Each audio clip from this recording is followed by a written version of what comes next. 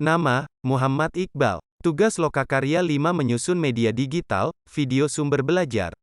Perilaku yang mencerminkan meneladani Asmaul Husna, Al-Malik, Al-Aziz, Al-Qudus, As-Salam dan Al-Mumin, dalam kehidupan sehari-hari. Dalam suatu riwayat, Rasulullah Shallallahu Alaihi Wasallam bersabda, latihlah diri kalian berakhlak dengan akhlak sifat-sifat Allah. 1. Menahan diri. Menahan diri dari perbuatan yang merugikan diri sendiri dan orang lain merupakan wujud dari kemampuan menguasai diri. Menahan diri dapat diterapkan dalam banyak hal. Contohnya menahan diri dari membeli sesuatu yang tidak penting, menahan diri dari bermain yang berlebihan, menahan diri dari berbuat curang. Menahan diri adalah cerminan dari kemampuan menguasai diri ketika hendak berbuat yang buruk atau merugikan orang lain. Ini adalah sebagian dari akhlak yang meneladani Asmaul Husna Al-Malik. Mandiri artinya mengerjakan segala sesuatu sendiri tanpa mengandalkan orang lain. Kebiasaan hidup mandiri harus dimulai sejak dini. Makan sendiri, mandi sendiri, berpakaian sendiri, menyiapkan alat sekolah sendiri.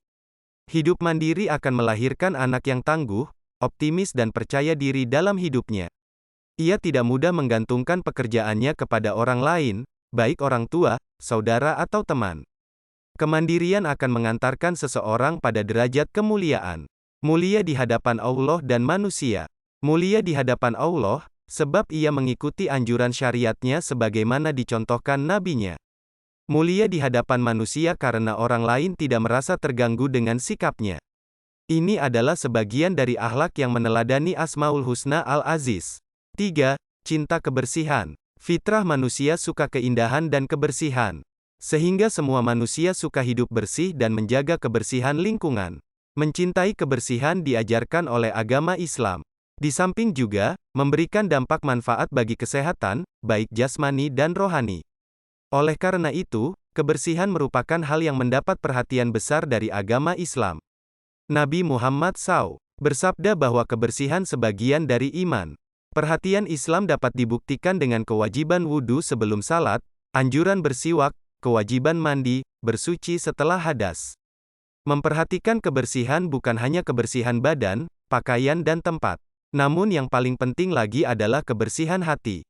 Islam meminta kita untuk menjauhi penyakit hati seperti sombong, dengki, ria, dan bangga diri.